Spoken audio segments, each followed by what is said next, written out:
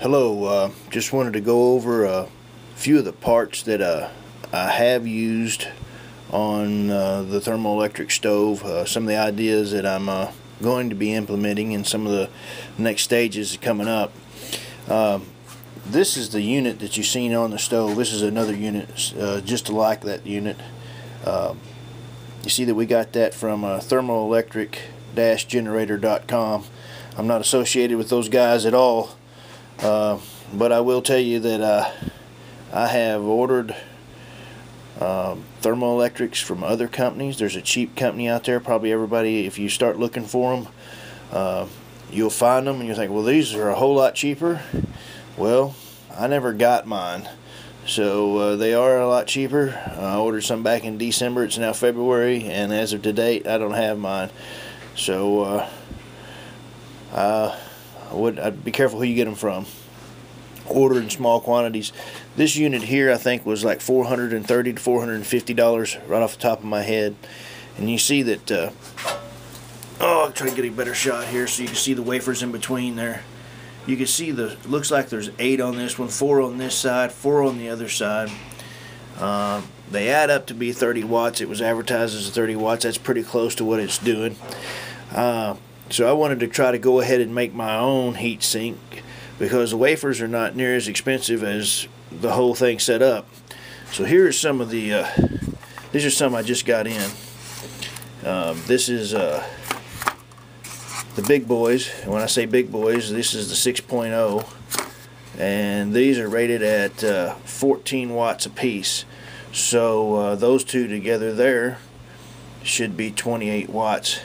And that's what I ordered. My intentions are to use a couple sheets of aluminum that I've already got drilled to put them between them, start working on the heat sinks. Some ideas that I came up with, just because I don't have the fabrication needs or the fabrication means to fabricate these aluminum plates. Here's my attempt. When I bought these from thermoelectricgenerator.com, they were nice enough to send me 2 5-watt extra chips. So together they're 10 watts. And what I did is I put them on that small piece of aluminum that you see me doing that experiment with a candle on.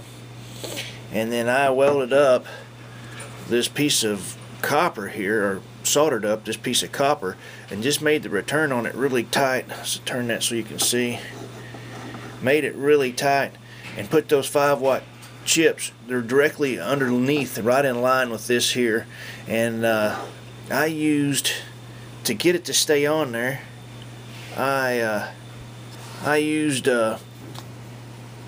water weld. That's a JB Weld product.